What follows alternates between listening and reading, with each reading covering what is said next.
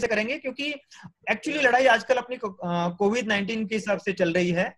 तो वो गाइड करने को हम लोग को कोविड के हिसाब से क्या प्रिकॉशन लेना है, किस तरह से उसको फाइट करना है, बिकॉज एक तरह से वो लड़ाई है। तो मैंने सोचा कि आजकल राणा प्रताप जी का लड़ाई का कौशल आपसे सुनेंगे, और आज की जो लड़ाई है वो संग्राम जी किस तरह से लड़ रहे हैं वो हम लोग कल देखेंगे। तो उनसे रूबरू होंगे हम लोग कल। तो पहले मैं परदेशी सर के बारे में कुछ बताना चाहूंगा। तो डॉक्टर परदेशी सर, एक तो मैंने देखा आपके बारे में very down to earth person और डीप नॉलेज।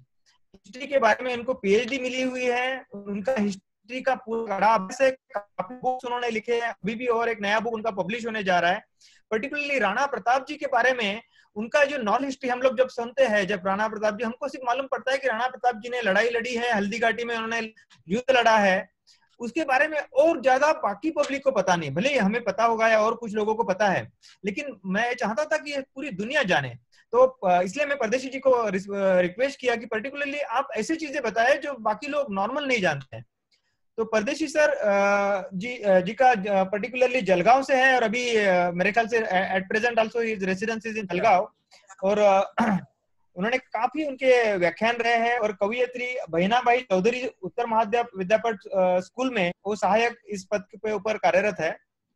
उन्होंने काफी उनके साहित्य लिखा है। उन्होंने उसमें मेवाड़ का इतिहास करके एक बुक उन्होंने लिखा है, मराठी में है। देन खानदेशातील काफी बुक्स उनके मराठी में लिखे हुए हैं, खानदेशातील राजपूतांचा इतिहास। देन ऐतिहासिक अध्ययन ये हिंदी में है, हिंदी और मराठी बुक उन्होंने लिखे हैं। मध्ययुगीन कालखंडातील बिकानेर, दैट इज महाराष्ट्र, मराठी में है। राजा थोरा पृथ्वीराज चौहान, ऐतिहासिक दिनदर्शिका 2004 to 2008, ऐसे बहुत सारे बुक उनके हैं और उनका काफी अभ्यास रहा है। तो पर्टिकुलरली हम उनके ज्यादा समय नहीं लेंगे और डॉक्टर नरसिंह जी को हम लोग रिक्वेस्ट करेंगे कि उनको तो महाराणा प्रताप जी के बारे में जो व्याख्यान ले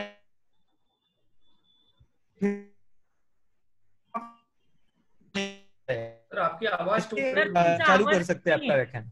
थैंक यू सर। आपकी आवाज टूट रही है, मेरी आवाज क्लियर आ रही है सभी को? हाँ आपकी आ रही है। अच्छा अच्छा, सभी को जय राणा, जय महाराणा।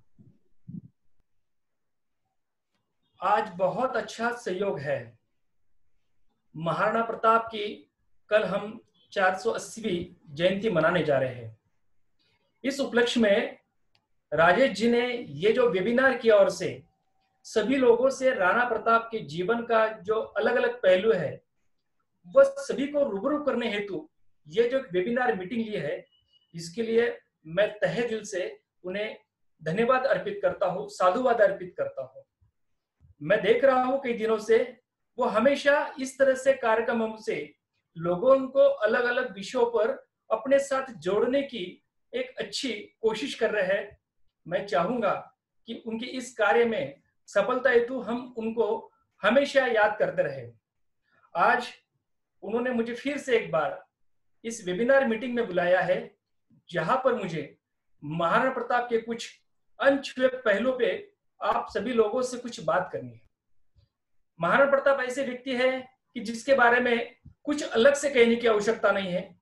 जब जब भारत के इतिहास का नाम लिया जाता है, उस वक्त यहाँ के इतिहास में जो कुछ गिने चुने सबसे पहले नाम आते हैं, उन नामों में सबसे पहला नाम होता है महाराणा प्रताप का। महाराणा प्रताप और हल्दी घाटी ये एक तरह से समीकरण बन चुका है। लेकिन आज हम जब महाराणा प्रताप के कुछ अनछुए पहलू पे हम बात करने वाले हैं, तो मैं हल्दी घाटी पे नहीं ज्यादा बोलूंगा, मैं अन्य विषयों पे ज्यादा बोलना चाहता हूँ। हम जनरली जब देखना जाते हैं, देख सकते हैं तो महाराणा प्रताप के कार्यकाल जो है, उनका कार्यकाल है 1572 में, जब उन्होंने वहां की मेवाड़ की गद्दी पे वो बैठे, और 1597 में उनका देहांत हुआ। तो इन दो पूरे कार्यकाल को मैं दो भागों में विस्थापित करना चाहता हूं, दो भागों में बांटना चाहता हूं। पहला कार्यकाल है वो है 1572 से लेके 1585 तक, कि जहां तक उनका एक संघर्ष था, और दूसरा कार्यकाल है 1585 लेके 1597 तक, कि जहां पे उन्होंने रचनात्मक काम किया है, कुछ अच्छा बिल्डिंग बढ़ाने की कोशिश की, एक अलग मैसेज देने की कोशिश की। इन दोनों कालखंडों पे थोड़ी थोड़ी कुछ बातें मैं आपके सामने पेश करना चाहूंगा। सबसे एक बात, कई लोगों को ये मालूम नहीं है कि जहां तक हम जानते हैं कि राणा सांगा के बाद जब बणवीर के वक्त वहां पर बणवीर ने चित्तौड़ पे अपना आक्रमण कर लिया था, अपना अधिकार प्रस्थापित कर लिया था, और उदय सिंह उस वक्त कुंभलगढ़ में अज्ञातवास में थे। तो उस वक्त उदय सिंह जब चित्तौड़ पे आए और उन्होंने मावली का वहां पर युद्ध जीता, और युद्ध जीतने के बाद जब चित्तौड़ जिस वर्ष उन्होंने प्राप्त किया, उसी वर्ष राणा प्रताप का जन्म हुआ था। चित्तौड़ प्राप्त करना और राणा प्रताप का जन्म एक ही वर्ष में होना, यह संयोग की बात है, ऐसा मैं देखता हूं। दूसरी बात, राणा प्रताप का जब जन्म हुआ 1540 से लेके 1572 के अंदर जब वो युवराज थे, उस वक्त हम क्या उनकी बातें को अगर देखते हैं गौर से, तो उनको शिक्षा और दीक्षा किसने दी, इसके बारे में कई जगहों पे आज भी मतभेद है। लेकिन कई जगहों पे जाके, कई किताबों से, कई दस्तावेजों से जो कुछ मैंने जानकारी प्राप्त की है, उसके अनुसार उन्हें जो शिक्षा और दीक्षा दी थी वो जयमल राठौड़ इस वीर ने दी थी। और वहां पे तलहटी में, चित्तौड़ के तलहटी में राघवेंद्र नाम का एक गुरु था, जिसके वहां पे आश्रम था, वहां पर उन्होंने वहां से शिक्षा ली थी। इसी वक्त जब वो शिक्षा दीक्षा लेकर थोड़ा सा ऊपर आए, तो वहां पर उनको एक अलग सामना करना पड़ा। मैंने पिछले मीटिंग में भी कहा था कि राणा प्रताप का और प्रभु श्री राम का, दोनों का चरित्र अगर हम देखते हैं तो उनमें काफी समानताएं दिखती है। प्रभु रामचंद्र के चरित्र में कैकेयी की वजह से राम को वहां पे वनवास जाना पड़ा था, और इधर जो भटियानी रानी थी धीर कबर, इसके ओर से राणा प्रताप को कई विपदाएं झेलना पड़ी थी। शुरुआत में जब भटियानी रानी ने उदय सिंह को अपने कब्जे में करने की कोशिश की, और उसी तहत वहां पर राणा प्रताप को तलहटी में भेजा गया, और वहां पे राणा प्रताप उन भीलों के साथ, उन सर्वसामान्य लोगों के साथ कई समय तक रहे। और जब उन्होंने कई समय तलहटी में गुजारा, ऐसे वक्त कभी कभी वो बहुत ही नर्वस हो जाते थे। ऐसे वक्त उनका मनोबल बढ़ाने का काम अगर किसी ने किया है तो जयवंता देवी ने किया है, उनकी माता जी ने किया है। और माता जी की इसी मनोबल के कारण वो हमेशा वहां पर प्रेरित होते गए। दूसरी बात, जिन लोगों के साथ वो रहे, उन लोगों की विपदाओं को भी उन्होंने बहुत नजदीक से देखा, और देखा कि ये लोग किस हालत में मेवाड़ की भूमि का संघर्ष और अपना संघर्ष बना के रखे हैं। वहां से उनको प्रेरणा मिली, और फिर अपने आप में वो ज्यादा एकाग्र होते गए। इसी वक्त वो राजपुत्र होने के बावजूद, एक राजकुंवर होने के बावजूद, उनका जो आचरण था वो एक सामान्य व्यक्ति की तरह था। यही से उनकी सामान्य और असामान्यता यहाँ की शुरुआत हम देख पाते हैं। इसके बाद राणा प्रताप को तो हम हल्दी घाटी में देखेंगे, 1572 के बाद देखेंगे, लेकिन उसके पूर्व भी राणा प्रताप ने कुछ बातें की थी, कुछ पराक्रम की थी, और अपनी एक अलग पहचान की थी। सबसे पहले उन्होंने युवराज काल में बागड़ का युद्ध भी लड़ा था, कि जहां पर सावल दास और करम सिंह चौहान, इनको उन्होंने पराजित किया युवराज काल में। इसके अलावा डूंगरपुर जो है, वहां पर भी उनका आक्रमण हुआ, और वहां के आक्रमण की वजह यह थी कि जब बाल्याकाल में पन्नादाई उदय सिंह को लेकर डूंगरपुर गई थी, और उनको वहां पे डूंगरपुर में आश्रय नहीं मिला, इस बात के लिए थोड़ा सा सीख देने के हेतु भी राणा प्रताप ने डूंगरपुर में आक्रमण किया था। तीसरी बात, सलूम्बर का जो प्रदेश है, कि जो उदयपुर से हम रतलाम की ओर आते हैं, बांसवाड़ा की ओर आते हैं, तो वो जो प्रदेश है, वहां पर सलूम्बर के प्रदेश पे राठौड़ों का वहां पे अधिकार था। और उसी सलूम्बर के प्रदेश में वहां पर छप्पन और बालीचा, यह ऐसा जो क्षेत्र था जो ज्यादा गहराई वाला क्षेत्र था, दर्रा खोरे वाला क्षेत्र था, अरवली की उस घाटियों का क्षेत्र था कि जहां पे सुरक्षा और ज्यादा मिल सकती है। उस क्षेत्र पर राणा प्रताप ने अपने युवराज काल में ही युद्ध से वहां पर अपना अस्तित्व और अपना स्थायित्व निर्माण किया था। कि राणा प्रताप की बहुत बड़ी वहां पे एक विजय हम कहेंगे, क्योंकि बाद में 1585 के बाद इसी बागड़ क्षेत्र में, इसी छप्पन क्षेत्र में राणा प्रताप अपना कई समय वहां पर गुजार रहे थे। तीसरी बात, इसके अलावा हम जानते हैं कि चित्तौड़ के बाद मेवाड़ की राजधानी कौन सी रही, तो उदयपुर रही। लेकिन उदयपुर की राजधानी जहां पर हुई, वो गोडवाड़ का क्षेत्र था। उसी गोडवाड़ के क्षेत्र पर वहां राणा प्रताप ने अपने युवराज काल में ही वहां पर युद्ध जीतकर वो क्षेत्र अपने अधिकार में लाया। और अधिकार में लाने के बाद उन्होंने उदय सिंह से कहा कि ये जो चित्तौड़गढ़ है, ये चित्तौड़गढ़ ऐसा किला है कि जिसके और चारों ओर पूरी खुली जगह है, और इसी वजह से वहां पे दुश्मन हमें वहां पे घेरा डालता है और हमें वहां पे बहुत तकलीफ होती है और हमें अपना किला छोड़ना पड़ता है। हम नई राजधानी क्यों न स्थापित करें, और उस राजधानी के लिए अच्छा स्थान कौन सा हो? तो उन्होंने कहा कि इसके लिए सबसे अच्छा स्थान जो है वो गोडवाड़ का है। चारों ओर हरियाली है, चारों ओर खेती के लिए जगह है, और चारों ओर वहां पर पानी की उपलब्धता है। तो आप गोडवाड़ का क्षेत्र का विचार कीजिए। और उसी बात पर उदय सिंह ने विचार किया, और जब अमर सिंह का जन्म हुआ उस उपलक्ष्य में उदय सिंह उस गोडवाड़ के क्षेत्र में गए। उन्होंने वो सब देखा और उसी क्षेत्र में उदयपुर की नींव डाली। अगर उदयपुर की नींव अगर किसी की वजह से गिरी है, डाली गई है, तो उसके पीछे सबसे बड़ा हाथ है वो महाराणा प्रताप का है। ये वह उनका प्रारंभिक काल, ये उनका राजपुत्र का काल, राजकुंवर का काल। लेकिन जब इसी राजकुंवर के काल में एक बड़ा आक्रमण चित्तौड़ पर हुआ था 1567 में, 67 में अकबर ने चित्तौड़ पे आक्रमण किया। ये राणा प्रताप के जीवन का एक टर्निंग पॉइंट हम कह सकते हैं, जहां से राणा प्रताप के जीवन का ध्येय, उनकी दिशा, उनके विचार कुछ अलग तरह से हो गए थे। उस वक्त राणा प्रताप की उम्र केवल 27 ईयर थी। उसी 27 ईयर की उम्र में वो अधिक परिपक्व हो चुके थे जब अकबर का वहां पर चित्तौड़ पर आक्रमण हुआ। और इसी चित्तौड़ के आक्रमण में सभी लोगों के सलाह अनुसार राणा प्रताप, उदय सिंह जी और सभी राज परिवार के लोगों को राजपीपला की ओर जंगल में निकल जाना पड़ा, और चित्तौड़ का सारा दायित्व वहां पे जयमल राठौड़ के कंधों पे सौंपा गया। जयमल राठौड़ ने बहुत ही अच्छी कुशलता से वो चित्तौड़ को वहां पर बचाने की कोशिश की, लेकिन दुर्भाग्य से वो बचा नहीं पाए और उन्हें अपना बलिदान देना पड़ा। इसी चित्तौड़ पर फूल कुंवर ने वहां पर अपनी शील के रक्षणार्थ वहां पे जोहर किया। जयमल राठौड़ का बलिदान और फूल कुंवर का वहां पे जोहर, इन दो बातों का बहुत ज्यादा परिणाम वहां राणा प्रताप के मस्तिष्क में। इतना ही नहीं, इस किले को जीतने के बाद अकबर ने उस किले पर कत्लेआम किया और 30,000 निष्पाप लोगों की वहां पे हत्या कर दी। यह हत्या, निष्पाप लोगों की हत्या, यह बहुत बड़ा सदमा था राणा प्रताप के लिए। और उन्होंने सोचा कि ऐसे व्यक्ति के साथ मैं कभी साथ में नहीं आऊंगा, कभी उसके सामने नहीं झुकूंगा। और यही से राणा प्रताप का मनोबल, राणा प्रताप की विचारधारा एक अलग दिशा से निर्माण होते गई, और वहां से राणा प्रताप के व्यक्तित्व में एक निखार आता गया। इसी संदर्भ में ऐसा कहा जाता है, जब राणा प्रताप गद्दी पे बैठे और गद्दी पे बैठने के बाद उनके पास अकबर ने अपने अलग अलग वहां पे दूत भेजे। 4 दूत भेजे थे, जलाल खां था, मानसिंह था, भगवान दास था, फिर तोरणमल था। ये 4 लोग वहां पर आए थे।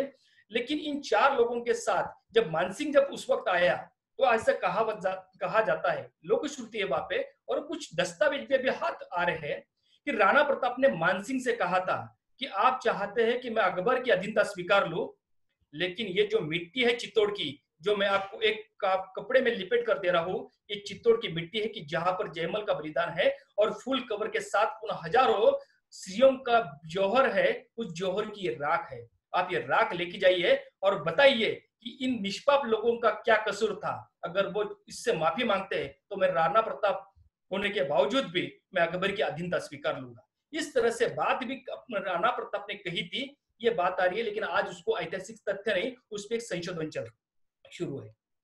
दूसरी बात, यही से राणा प्रताप ने मुगलों की जो युद्ध नीति है उसका भी बहुत ही गहराई से अध्ययन करने की कोशिश की थी। इस युद्ध में अकबर ने जब चित्तौड़ के किले को वहां पर चारों ओर से घेरा डाला, उस वक्त उसने वहां पर साबात की नीति अपनाई थी।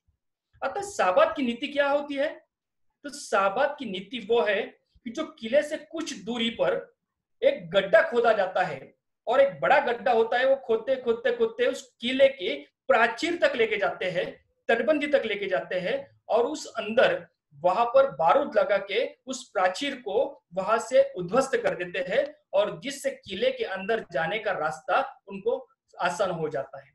ये जो स्थिति थी। और दूसरी थी कि चित्तौड़ के उसी घेरे में राणा प्रताप सॉरी अकबर ने वहां पर किले से ऊंचा एक मोती मगरी करके वहां पर एक बड़ी मिट्टी का ढेर बनाया, वहां पे तोहफा लेकर गए और तोहफा लेके जाके वहां से तोहफा से आक्रमण, तोहफा द्वारा आक्रमण उन्हें किले में किया।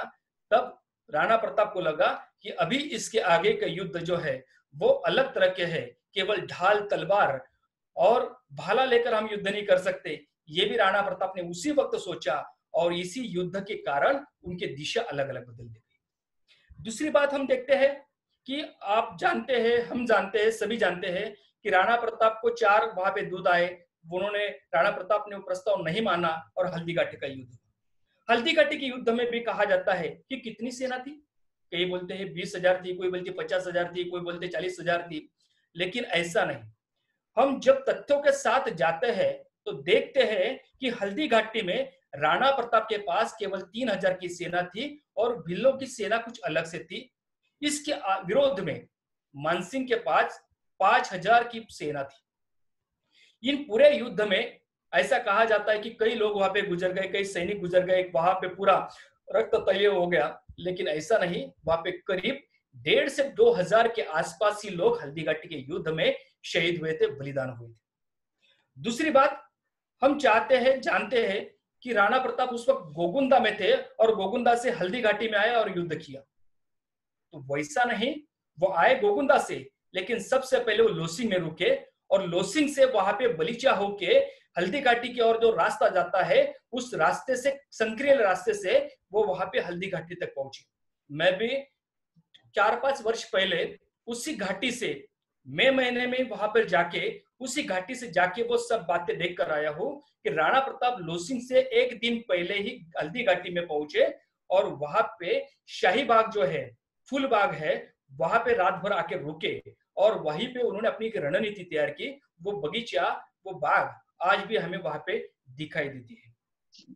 दूसरी एक बात, हल्दीघाटी युद्ध के बारे में ज्यादा नहीं बोलूंगा, 2 ही बातें मुझे बोलना है कि मानसिंह की नियुक्ति क्यों की गई थी।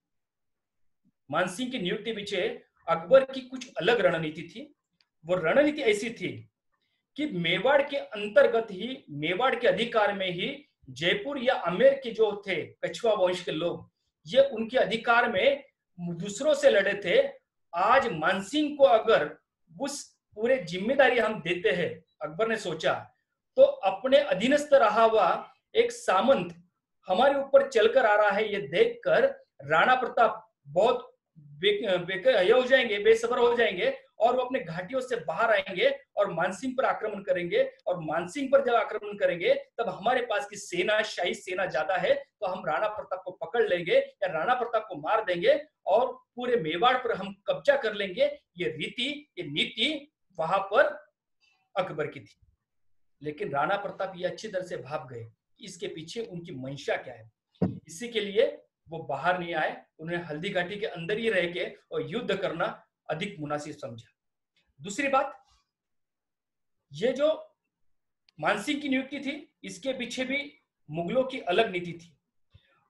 अकबर के विरोध में पानीपत का जो दूसरा युद्ध हुआ था, पानीपत के आज तक 3 युद्ध हुए हैं, तो 3 युद्ध में से दूसरा जो युद्ध हुआ था उस वक्त 1556 में वहां पे हेमू एक केवल राजपूत व्यक्ति था जिसके विरोध नेतृत्व में वो युद्ध लड़ा गया था। उसके बाद 20 वर्ष के बाद किसी हिंदू व्यक्ति को यह सेनानी की वहां पे जिम्मेदारी दी गई थी। तब तक सारे मुस्लिम लोगों को वो जिम्मेदारी वहां पे दी गई थी। वो भी एक अलग बात इसी बहाने से हम देखते हैं।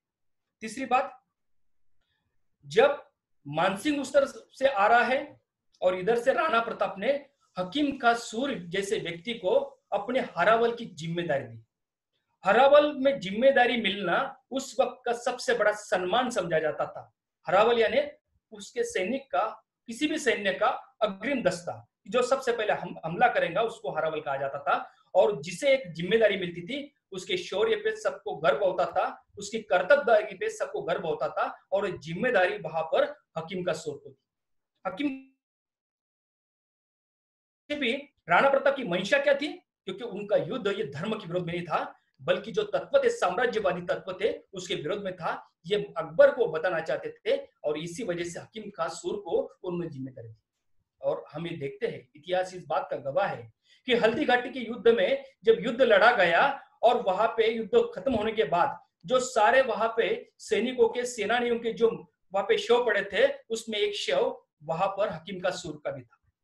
जब उसका शव लेके उसे दफनाने लेकर गए तो उसके हाथों में, उसकी मुट्ठी में जो तलवार थी वो इतनी पैक बैठी थी कि वो निकल नहीं पा रही थी। कई लोगों ने उसकी मुट्ठी खोलकर वो तलवार निकालने की कोशिश की, लेकिन वो तलवार निकाल नहीं पाए। और इतिहास इस बात का गवाह है कि आखिर उस हकीम खां सूर को उसी तलवार के साथ दफन किया गया। राणा प्रताप ने एक भी संदेश उनके द्वारा दिया था।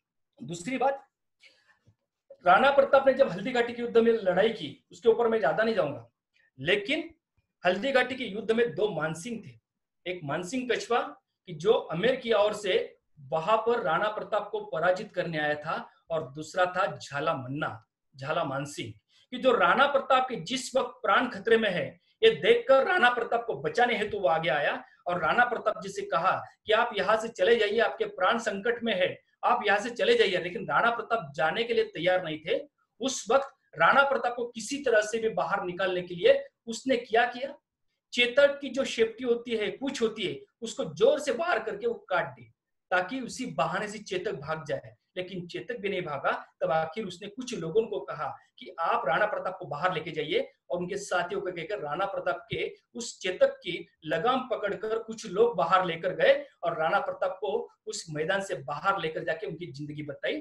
और उसी वक्त मानसिंह ने सारे मेवाड़ के ध्वज अपने और ले लिए, अपने पास ले लिए, और मैं खुद राणा प्रताप हूं, इस तरह से वो मेवाड़ के ओर से लड़ते हुए वहां पे शहीद हुए। जब सामने पूरी मौत दिख रही है, फिर भी अपने वतन के लिए वहां पे एक जज्बा लेते हुए जिस तरह से मानसिंह ने वहां पे अपना वीर बलिदान दिया, उसे देखते हुए हम चाहते हैं कि दो मानसिंह होने के बावजूद भी उनके विचारधाराओं में, उनके कर्तृत्व में कितनी बड़ी तफावत हमें वहां पे दिखाई देती है। दूसरी बात, हल्दी घाटी का तो युद्ध यहाँ पे खत्म हुआ, लेकिन उसके बाद राणा प्रताप का युद्ध सही मायने में शुरू होता है। राणा प्रताप ने उस अरवली के वहां पे दर्रा खुर्रा में रह के, उस पहाड़ियों में रह के कई बार वहां पे आक्रमण किए, कई बार वहां से मुगलों को भगाने की कोशिश की। इसी बीच मेवाड़ पर शाहबाज खां 3 बार चले आया, जगन्नाथ कछवा आया, आप जानते हैं अब्दुल रहीम खान आया, और स्वयं वहां पर अकबर भी आया था।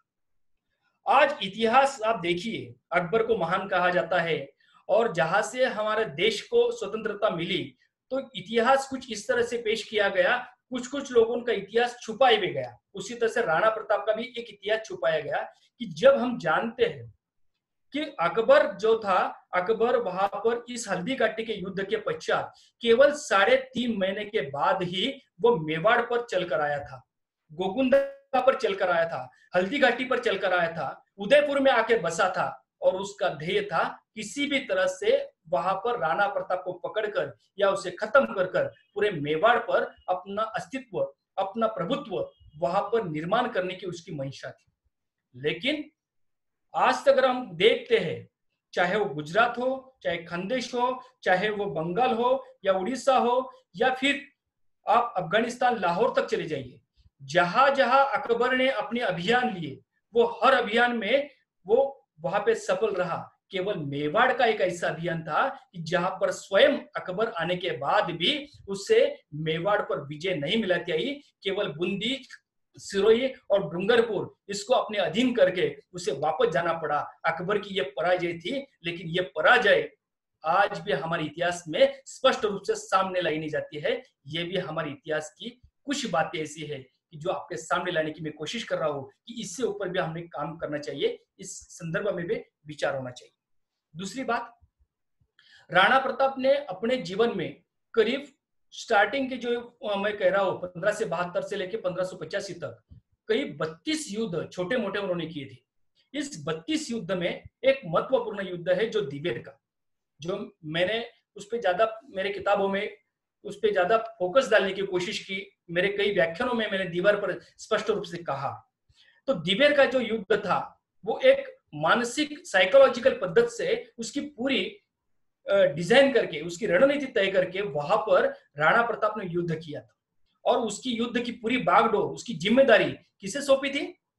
तो सौंपी थी उनका जो पुत्र है, उसका पुत्र का नाम था अमर सिंह, राजपुत्र अमर सिंह। इस युद्ध में वहां पर जो सुल्तान खां था, जो अकबर का काका लगता था, उसके विरोध में अपने बच्चे को, अपने बेटे को वो जिम्मेदारी देकर उसके अंदर के साहस को परखने की कोशिश भी राणा प्रताप ने की थी। और उस पूरे साहस पर परखने के बाद राणा प्रताप को ये बात स्पष्ट हो चुकी थी कि मेरे बाद भी अमर सिंह अच्छी तरह से ये संभाल सकता है। लेकिन कुछ चारणों ने और कुछ भाटों ने अमर सिंह के बारे में भी बाद में कुछ गलत लिखने की कोशिश की है। इस बात में भी विचार होना चाहिए।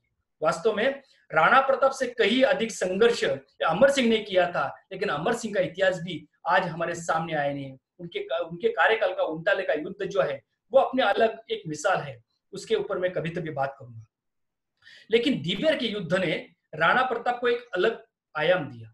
इसी दीवर के युद्ध में सबसे पहले वहां पर सुल्तान खां को पराजित करने के बाद, उससे खत्म करने के बाद, बहलोल खां लोधी को पराजित करने के बाद राणा प्रताप कुंभलगढ़ की ओर गए। और कुंभलगढ़ की ओर जाते हुए उन्होंने कोई भी एक वार न करते हुए कुंभलगढ़ को फिर से हासिल किया था।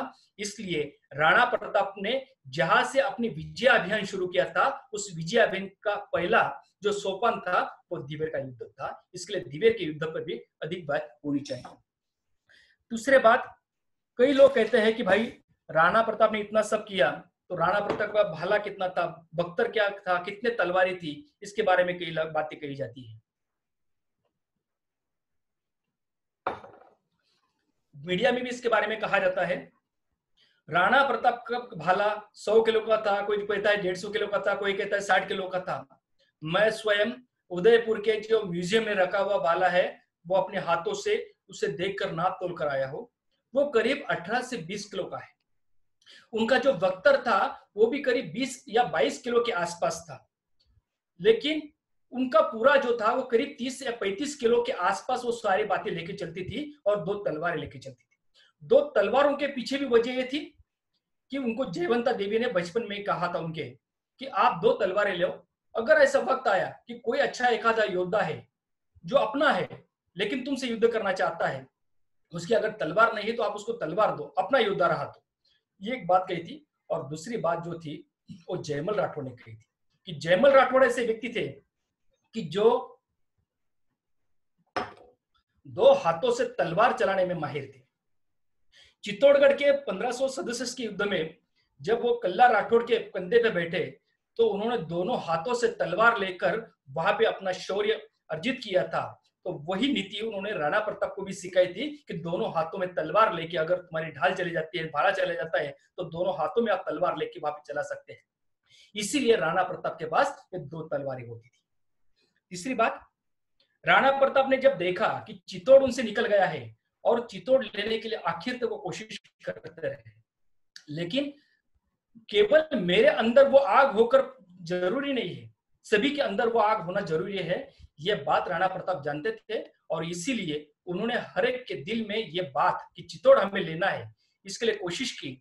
और इसके लिए उन्होंने अपने युद्ध में जो बजाए जाने वाला नगारा था वो नगारा हमेशा युद्ध के प्रारंभ में आगे नहीं रखते हुए उसे पीछे रखा था, ताकि सैनिकों के मन में यह बात हमेशा आती रहे कि नगारा पीछे, इसका मतलब हमें चित्तौड़ लेना है। उनकी मनोभूमिका तैयार करने का काम वहां पर राणा प्रताप ने किया था। राणा प्रताप के दूसरे कालखंड को अगर हम देखते हैं तो राणा प्रताप ने सबसे एक महत्वपूर्ण बात की, वो म्हणजे जौहर प्रथा को उनके कार्यकाल में कभी नहीं होने दिया।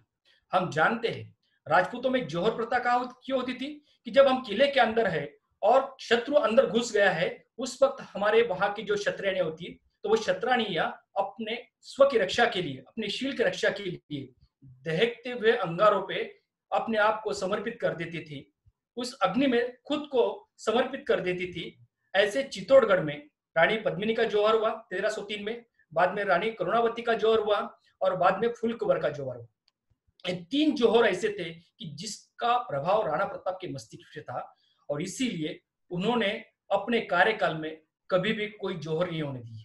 ये एक सबसे बात है कि जौहर को रोकने की कोशिश राणा प्रताप ने की, और इसी के लिए उन्होंने कभी भी किले के अंदर रह के युद्ध करना मुनासिब नहीं समझा। हमेशा किसी अरावली की घाटियों में रह के युद्ध करना अधिक बेहतर माना, क्योंकि किले के अंदर रुकने के बाद अगर हम वहां पे अटक जाते हैं तो तकलीफ होंगी, ये लोग देखते थे। इसके लिए उन्होंने किले के अंदर युद्ध नहीं किया। दूसरी बात कि जब वो कुंभलगढ़ के किले में शाहबाज खान के वक्त वहां पर अटक गए तो उन्होंने वहां का नेतृत्व राव भान को दिया और वो वहां से चले गए। इसी के कारण कि उन्होंने अपने कार्यकाल में पर्यायी या बहुआयामी नेतृत्व का निर्माण भी किया था, नया लोगों को सामने लाया था। ये काम भी राणा प्रताप ने किया था। तीसरी बात, राजपूत इतिहास में अगर हम देखते हैं तो केशरिया बाना बहुत ज्यादा होता था कि केशरिया कपड़े पहन के और दोनों हाथों में तलवार लेके या हाथ में तलवार लेके वो लोग अपने किले के दरवाजे खोल के शत्रु पे वहां पे टूट पड़ते थे और लड़ते लड़ते अपने आप को स्वाह कर देते थे। लेकिन और उससे क्या होता था कि पूरे लोग वहां पे नष्ट हो जाते थे, किले पे अधिकार होता था, पूरे क्षेत्र पे अधिकार हो जाता था। लेकिन राणा प्रताप ने कभी भी उनके कार्यकाल में इस केशरिया बाना का कभी भी इस्तेमाल नहीं किया, कभी भी अपने आप को पूरा तरह से स्वाह नहीं किया, क्योंकि जब तक राजा जिंदा है तब तक युद्ध चलता रहेगा, तब तक संघर्ष चलता रहेगा और तब तक लड़ाई चलती रहेगी। यह बात राणा प्रताप ने हमेशा मानी थी और उसी तरह से अकबर को हमेशा पछाड़ते रहे थे। तीसरी बात, राणा प्रताप ने अपने पूरे कार्यकाल में पिछले हुए सारे भूलों से सीख ली थी। हम जानते हैं कि राणा सांगा का युद्ध जो हुआ था खानवा का, उसमें राणा सांगा किस तरह से पराजित हुए थे। राणा प्रताप हत्ती पे बैठे थे और हत्ती पे बैठने की वजह से उन्हें वहां पे बाण लगा और उसी बाण की वजह से वो वहां पर घायल हुए और घायल की वजह से हमें खानवा का युद्ध वहां पर गंवाना पड़ा। इसके लिए राणा प्रताप ने सोचा कि मैं कभी भी युद्ध में हाथी पे नहीं बैठूंगा और पूरे कार्यकाल में वो कभी भी हाथी पे नहीं बैठे। दूसरी बात, चित्तौड़ के उस घेरे से ही उन्होंने सोचा था कि अभी बंदूक का जमाना आ चुका है, तोहफा का जमाना आ चुका है। इसके लिए बंदूक और तोहफों को निर्माण का काम भी राणा प्रताप ने उनके कार्यकाल में शुरू किया था और उनके आखिर तक वो सब बातें भी सामने आई थी। इसी से राणा प्रताप परंपरावादी नहीं थे तो सुधारणावादी भी थे, ये बात नए से हमें सामने आती। दूसरी बात, राणा प्रताप के इन पूरे 44 युद्ध का हम जो विचार करते हैं, उन्होंने पूरे कार्यकाल में जो लिए, तो इन पूरे 44 युद्ध में जो नीति उन्होंने एक युद्ध में इस्तेमाल की थी, उस नीति को दूसरे युद्ध में उन्होंने कभी भी वहां पे इस्तेमाल नहीं की। मुझे एक बार एक रीति को फिर से उन्होंने नहीं दोहराया। दूसरी बात, राणा प्रताप ने अपने कार्यकाल में कई गुफाओं में रहे। मैं मायरा की गुफा में जाकर आया हूँ। गोगुंदा से करीब 8 से 10 किलोमीटर के अंदर वो जंगल में है। मैं स्वयं वहां पर गया था, वो गुफा अंदर देखी थी। वो गुफा जो है वहां पे करीब 1,500 से 2,000 लोग उस गुफा में बैठ सकते हैं, ऐसी वहां की रचना है। और गुफा के अंदर जाने के बाद अगर हम गुफा से बाहर देखते हैं तो बाहर पानी का एक झरना बहता है और झरने के अंदर, वहां से अंदर क्या है किसी को नहीं दिखाई देता, लेकिन अंदर बैठे हुए व्यक्ति को सब बाहर दिखाई देता है। ऐसे वहां पर उस मायरा की गुफा में राणा प्रताप, जिस वक्त शाहबाज खान ने वहां पर आक्रमण किया था, तो शाहबाज खान के कुछ सैनिक उसी गुफा के इर्द गिर्द वहां पे डेरा लगाए हुए थे। उस वक्त उसी मायरा के गुफा में राणा प्रताप कुछ गिने चुने साथियों के साथ 3 महीने तक उसी गुफा के अंदर रहे। यानी कि 3 महीने तक राणा प्रताप उस गुफा में रह सकते, इतनी वो गुफा है। वो हम कभी कभी जाकर देखना चाहिए, ऐसा मुझे लगता है। दूसरी बात कि गुफा में रह के उन्होंने वहां पे शस्त्र निर्मित भी की थी, वहां पे कुछ शस्त्रों का निर्माण भी उन्होंने किया था, वहां के कुछ अवशेष भी थे। उसी गुफा में उन्होंने चामुंडा माता की मूर्ति भी स्थापित की थी ताकि लोगों में एक नया मनोबल मिलता रहे। ये काम उन्होंने वहां पर किया था। उसके बाद जब 1885 के बाद उन्होंने चावड़ में वहां पे नई राजधानी का निर्माण किया, तो चावड़ की राजधानी में भी हम कुछ नई बातें देखते हैं। एक पहाड़ी पे उन्होंने अपने मकान वहां पे बनवाए। सबसे ऊपर जो मकान थे वो अपने राज परिवार के लिए मकान थे, लेकिन वो महल नहीं थे। मैं मकान बोल रहा हूँ, महल नहीं, क्योंकि वो मकान और महल में देख कर आया हूँ। जहां पर राणा प्रताप रहते थे वो मकान 15 बाय 20, 15 बाय 22 इसी के आकार के थे। सबसे ऊपर राणा प्रताप के परिवार के मकान, उसके नीचे वहां पे उनके सारे सामंतों के मकान, और सबसे नीचे की और वहां पे सारे सैनिकों के मकान। इस तरह से तिहेरी वहां पे संरक्षण की पद्धति उन्होंने चावड़ में वहां पे निर्माण की थी, और चावड़ को लगकर ही उन्होंने वहां पे जावर की जो गुफा है वहां से नजदीक रास्ता खोज निकाला था। जावर की गुफा क्यों ढूंढी? तो जावर में जस्त जो था वो ज्यादा प्रमाण में मिलता था, और वो राणा प्रताप की आर्थिक नीति को सबल करता था। इसके लिए जावर की उस गुफा को भी राणा प्रताप ने वहां तक पहुंचने का रास्ता निर्माण किया था। इसी चावड़ में राणा प्रताप ने चामुंडा माता की मूर्ति उसी मायरा गुफा से लाके वहां पे प्रस्थापित की थी, और एक नियम बनाया था कि जो कोई भी यहाँ से बाहर जाएगा तो उस चामुंडा माता के मंदिर में अपना मत्था टेकेगा, और मत्था टेकने के बाद फिर बाहर जाएगा। बाहर से आने के बाद फिर वहां से मत्था टेकेगा और फिर अंदर आएगा, ताकि सैनिकों में, वहां के लोगों में एक मनोबल बनता रहे कि माता हमारे रक्षण के लिए है। ये भी रीति राणा प्रताप ने वहां पर सोची थी, ये हम देखते हैं। दूसरी बात, राणा प्रताप के कार्यकाल में उन्होंने एक बात की थी।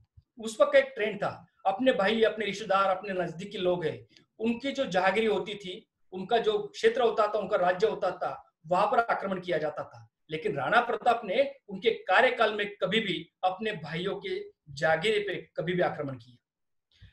उनका जो भाई था जगमाल, कि जिसको जहाजपुर की वहां पे अकबर ने जहागिरी दी थी, उस जहागिरी पर राणा प्रताप ने कभी भी आक्रमण नहीं किया। भाई शक्ति सिंह, जिसको भिंडर की जहागिरी दी थी, वहां पर भी कभी आक्रमण नहीं किया। उनका एक भाई था सगर, जिसने अकबर ने चित्तौड़ देने का उनको वादा किया था, उस पर भी कभी आक्रमण नहीं किया। इतना ही नहीं, राणा प्रताप ने उस मेवाड़ से जो मुस्लिम यात्री हज को जाते थे, उन पे भी कभी आक्रमण नहीं किया, कभी हमला नहीं किया। राणा प्रताप की युद्ध जो थी वो केवल साम्राज्य से थी, अकबर के विरोध के तत्व से थी, किसी राजकीय प्रेरित नहीं थी, किसी धर्म से प्रेरित नहीं थी। इसके लिए उन्होंने कभी भी हज यात्रियों पे आक्रमण नहीं किया। दूसरी बात, वहां के आवाम में सभी लोगों को कुछ नियम वहां पे निर्धारित किए थे। जो नियम नहीं ये करता है, इस्तेमाल करता है, उनको दंडित भी करने का काम राणा प्रताप ने किया था। उसके भी कुछ हमें उदाहरण दिखते हैं। ये सब काम करते हुए राणा प्रताप ने कभी नहीं सोचा कि मेरा कुछ नाम हो, मेरा कुछ काम हो। राणा प्रताप केवल अपने काम को ही महत्व देते थे, स्वयं के नाम को नहीं। और इसी वजह से हम देखते हैं कि चावड़ में उनके पास निसारदी नाम का बहुत अच्छा चित्रकार था, कि जिन्होंने भगवत गीता पे बहुत अच्छे अच्छे चित्र वहां पे निर्माण किए। लेकिन राणा प्रताप ने उसको कभी नहीं कहा कि तुम मेरा एखाद चित्र निकाल। तो आज भी राणा प्रताप का एक भी चित्र हमें नहीं दिखाई देता। इतना ही नहीं कि आज हम देखते हैं कई लोग अपने गुण गौरव के कई ग्रंथ निर्माण करते हैं। राणा प्रताप के पास तो चक्रपाणी जैसे कई अच्छे अच्छे वहां पे विद्वान थे, लेकिन उनको भी उन्होंने कभी नहीं कहा कि मेरे लिए किसी ग्रंथ में लिख, या मेरे ऊपर कोई ग्रंथ लिख, मेरे बारे में कुछ अच्छा लिख। ऐसा भी उन्होंने कहा, क्योंकि वो प्रसिद्धि से अलग रहना चाहते थे। अपने आप को बढ़ावा देने से वो लोगों की जो अहमियत है उसको ज्यादा तजुर्बा देना चाहते थे। ये हम देख सकते हैं। मैं और कुछ क्षणों में सबमिट करूंगा। उनकी आर्थिक नीति पे जो जानकारी हमें आती है कि वो जंगलों में रहते थे, वो घास की रोटी खाते थे, वो बिलावा आकर उनकी रोटी छीन कर लेकर गया, इस तरह से कई लोक श्रुतियां कहा जाती है। ये गलत जानकारी है। राणा प्रताप अगर जंगल में थे, फिर भी उनके पास काफी तादाद में आर्थिक स्थिति उनकी संबल थी, अच्छी थी। और इतना ही नहीं, एक ही उदाहरण हम देख सकते हैं कि ग्वालियर के जो राजा रामशाह तबर थे, कि जो उनके वहां पे सेनानी थे, प्रमुख सेनानी, उनके 16 सरदारों के एक सेनानी थे। उसी रामशाह तबर को उनके सैन्य खर्चे हेतु हर दिन 800 रुपए उन्हें अदा किए जाते थे। अगर एक सेनानी को 800 रुपए हम अदा करते हैं, तो इसका मतलब राणा प्रताप की स्थिति कितनी अच्छी थी, ये भी हम देख सकते हैं। लेकिन उन्होंने वहां पर पैसा बचाने की भी कोशिश की थी, और सादा रहने की भी कोशिश की थी। इसके लिए सब बातें आई। राणा प्रताप के सेना में जो जंगल में होने के बावजूद भी कौन कौन थे? एक राजा थे, 3 राव थे, 7 रावत थे, 15,000 घुड़सवार थे, 20,000 के आसपास उनके पास पैदल सेना थी, और 100 हाथी थे।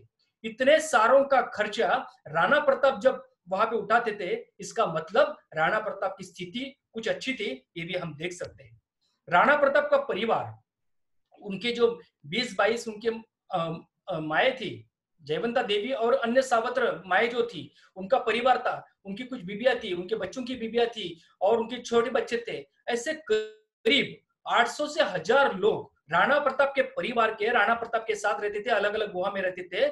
ऐसे 1000 लोगों का हर दिन का खाना, उनके सारे व्यवस्था राणा प्रताप की ओर से की जाती थी। तो हम देख सकते हैं कि उस वक्त का प्रबंधन राणा प्रताप का कितना ऊंचा था कि 1000 लोगों की, दुश्मन की तलवार हमारे सर पे होने के बाद भी इतनी अच्छी व्यवस्था हम कर सकते हैं। ये प्रबंधन का एक अलग आयाम राणा प्रताप ने उनके काल में वहां पे नियम निर्धारित किया था। ये भी राणा प्रताप का एक अलग पहलू हम देख सकते हैं।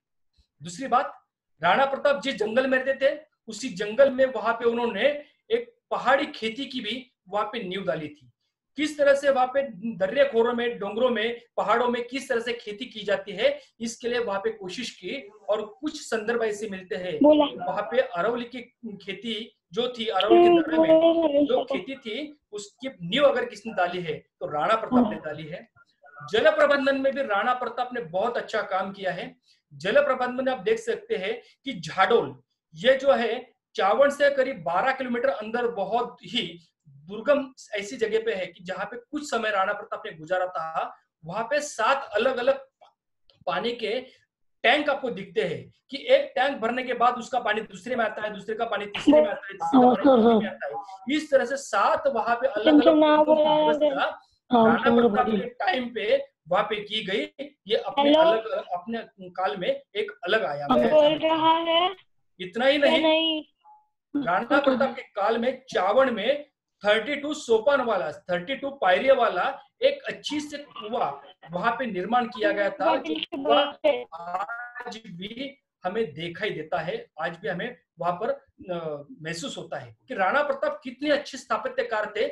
एक तो उन्होंने चित्तौड़, चावड़ में जिस तरह से वहां पे सारे महल बनाए, चावड़ में जिस तरह से वहां पे कुएं बनवाए, चावड़ में जिस तरह से राहट की व्यवस्था की, तो वह स्थापत्य शास्त्र भी थे, ये भी हम देख सकते हैं। और इसीलिए राणा प्रताप की इन सारे अलग अलग पहलुओं को हम जब देखते हैं तो राणा प्रताप का व्यक्तित्व कितना बड़ा होता है, ये हम देख सकते हैं। आप कभी गए तो आप कभी चावड़ में जाइए, कभी कुंभलगढ़ पे जाइए, कभी चित्तौड़गढ़ पे जाइए, कभी गोगुंदा में जाइए, वहां पर जाकर राणा प्रताप हम सही मायने में देख सकते हैं।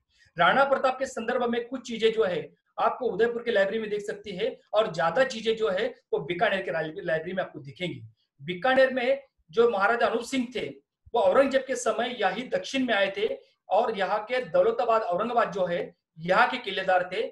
यहाँ से वो अडोनी के किलेदार बने। अडोनी ये जो है, ये महाराष्ट्र, आंध्र प्रदेश और कर्नाटक, इन तीनों राज्य के सीमा पर बना हुआ जो किला है, यहाँ पर वो किलेदार थे। उनका देहांत यहीं पर हुआ था। लेकिन औरंगजेब के समय, जब औरंगजेब यहाँ पर महाराष्ट्र में था, तो यहाँ के सारे जो हमारे ग्रंथ है, वो ग्रंथ वो नष्ट करने की कोशिश, औरंगजेब के आदेश निकले थे। उस वक्त यहाँ के कई ग्रंथ, कई दस्तावेज वो अपने साथ लेके जाके वहां पे बीकानेर में उन्होंने सुरक्षित रखा। और बीकानेर में हम देखते हैं कि कई तरह के आज भी ओरिजिनल दस्तावेज वहां में देखने मिलते हैं।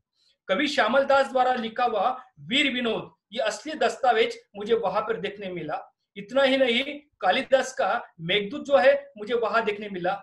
हमारे सभी के आदर्श प्रेरणा स्थान छत्रपति शिवाजी महाराज, इनकी जन्म कुंडली भी हमें वहां देखने मिली। तो ऐसे जो जगह है, यहाँ पर भी आप कभी जाइए और यहाँ पे देखिए, यहाँ से एक नई दृष्टि आपको मिलेगी। तो यहाँ ये मैं कहना चाहता हूँ, और साथ ही सभी से एक निवेदन करना चाहता हूँ कि राणा प्रताप के बारे में आप अधिक से अधिक ज्यादा जानकारी लेने की कोशिश कीजिए और राणा प्रताप को अच्छे से जानने की कोशिश कीजिए। आज मेरे साथ यहाँ पे 2 लोग ऐसे हैं, रामचंद्र पाटिल है, प्रमोद राजपूत है, जो मानते हैं कि कुछ लोग जो है वो पोपट पंची करते हैं यूट्यूब पे कुछ भी वीडियो देखने का और राणा प्रताप वहां पे प्रेजेंट करने का। लेकिन राणा के बारे में असलियत मालूम नहीं, कभी क्षेत्रीय भेंट उन्होंने की नहीं, कभी उस स्थानों पे कभी गए नहीं, लेकिन राणा प्रताप पे बोलते हैं। ऐसे लोगों को हमें अच्छी सीख देना चाहिए, ये भी मैं जानना चाहता हूं। और आज के कोरोना के समय में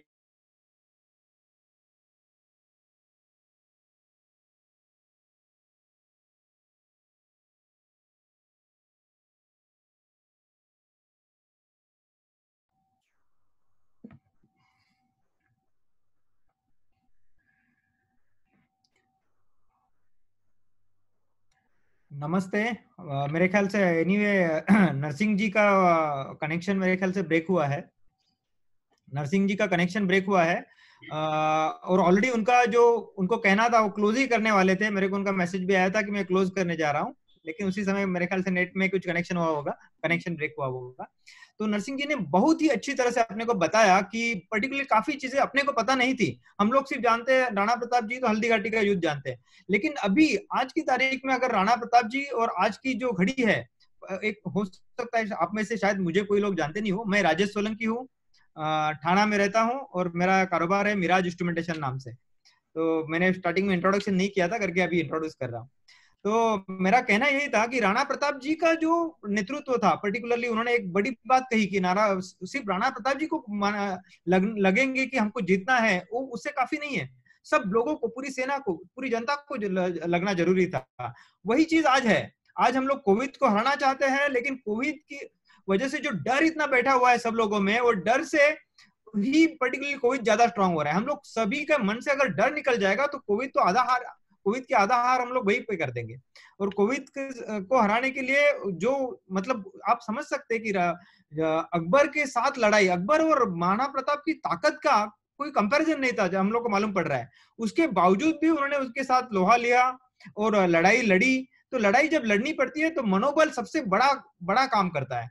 तो हम लोग को भी अपना मनोबल रखना है। अभी आगे में अपने जो नेक्स्ट स्पीकर है, रामचंद्र सर जी के लड़के हैं प्रद्योत, वो उनका मैंने लेक्चर्स उनका उन्होंने वीडियो में जो भेजा था, बहुत ही अच्छा बात करते हैं।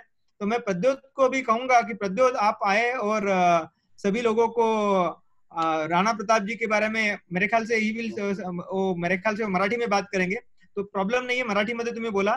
आणि राणा प्रतापबद्दल तुमचं जे आहे स्पीच 5-6 मिनिटाचं तुम्ही स्टार्ट करू शकता। प्रद्योत हा रामचंद्र सरांचा मुलगा आहे। रामचंद्र सर आपल्या स्क्रीनवरती दिसत आहेत। रामचंद्र सर स्वतः मोठे प्रोफेसर आहेत, अभ्यासक आहेत आणि बरंच त्यांचं अध्ययन आहे या विषयांवरचं, गाढं अध्ययन आहे आणि ते स्वतः खूप मोठं लेक्चर आणि त्यांनी 2000 पेक्षा जास्त व्याख्यानं त्यांची दिलेली आहेत ऑल ओव्हर महाराष्ट्र ऑल्सो आणि महाराष्ट्राच्या बाहेर सुद्धा दिले असतील। तर त्यांचा मुलगा सुद्धा, आपण म्हणतो ना बाप से बेटा सवाई, तो वैसा ही है पर्टिकुलरली उनका लड़के का। मैंने सुना तो मुझे भी वो सुन के जोश आ गया पर्टिकुलरली। तो हम लोग का ये पर्टिकुलरली अरेंज करने का जो इवेंट यही था पर्टिकुलरली, एक तो राणा प्रताप का जयंती सेलिब्रेट करे ही, पर्टिकुलरली हम लोग लॉकडाउन की वजह से और ये कोविड-19 की वजह से जो फियर है, वो फियर भी हमको निकले, क्योंकि हमारे जो पूर्वज है वो इतने शूरवीर थे, इतनी कठिन परिस्थिति आने के बावजूद भी वो डटे रहे और कोई जब तक उसको हरा नहीं सकता, ये भी हमने देख लिया, जब तक हम लोग अपनी हार मान नहीं लेते हैं। क्योंकि राणा प्रताप को एक्चुअली देखा जाए तो हल्दी घाटी की लड़ाई में पीछे हटना पड़ा। उसके बावजूद सभी लोग इतिहास में राजा तो राणा प्रताप को ही माना गया, किंग तो राणा प्रताप को माना, क्योंकि प्रजा उनके साथ में थी। अगर अभी भी हम लोग डटे रहेंगे, हम लोग हमारी हार नहीं मानेंगे, तो कोविड के ऊपर भी हम लोग जीत जरूर अपनी जीत जरूर होगी। अपना मनोबल अपने को मेंटेन रखना है, क्योंकि कोविड जितने लोगों को मानेगा नहीं, जितना डिप्रेशन और बाकी बीमारी से लोग मर सकते हैं, वैसे चांसेस है। तो और ज्यादा समय नहीं लेते हुए मैं बोलूंगा Pradyot, you can start now. मैं शब्दों में इतिहास रख के समीप आपके आया हूँ। मैं आज वीर राणा प्रताप की याद दिलाने आया हूँ। दुनिया करती प्रणाम राणा के धर्म नीति को, दुनिया करती नमन महाराणा के युद्ध नीति को। आदर का वो धनी है सार उसके राजनीति में, मैं बन के दूत उन्हीं का इतिहास जगाने आया हूँ। मैं आज वीर राणा प्रताप की याद दिलाने आया हूँ। नमस्कार, मी प्रद्योत रामचंद्र पाटील, युग पुरुष, क्रांती सूर्य महाराणा प्रताप सिंह यांची धर्मनीती, राजनीती व युद्धनीतीच्या अनुषंगाने भाव विवरून माझे चिंतन प्रकट करतोय। महापुरुषांचे मूल्यमापन केवळ त्यांनी गाजवलेल्या लढायांवरून होत नाही। युद्धात जिंकलेले शासक कीर्तिवंत होत नाही किंवा पराजयाने विस्मृतीत जात नाही। चिरंजीवी तेच होतात जे प्रजेच्या हितासाठी युद्ध करतात। अमर तेच होतात जे स्वाभिमानासाठी आणि राष्ट्रातील क्षात्रतेत जिवंत राहावं म्हणून युद्ध करतात। अमर तेच होतात जे शांतीसाठी आणि अनिवार्य आहे तेव्हाच युद्ध करतात। महाराणा प्रतापांची युद्धनीती, त्यांचे रणकौशल्य हे युगायुगांपर्यंत लोकांच्या स्मरणात राहील। महाराणा प्रताप धनुर्युद्ध, गदायुद्ध, खड्गयुद्ध, कुंतयुद्ध, चाकू युद्ध अशा 6 युद्ध प्रकारात निपुण होते। 108 किलो वजनाचे राणाजी जेव्हा कटक बिजली डोक्यावर चढवून दलवंचन कट्यार आपल्या कमरेत खचून 1.5 मनाचं चिरखत घालून 50 किलोचा भाला घेऊन जेव्हा चेतकवर स्वार व्हायचे तेव्हा भल्या भल्यांचा थरकाप व्हायचा.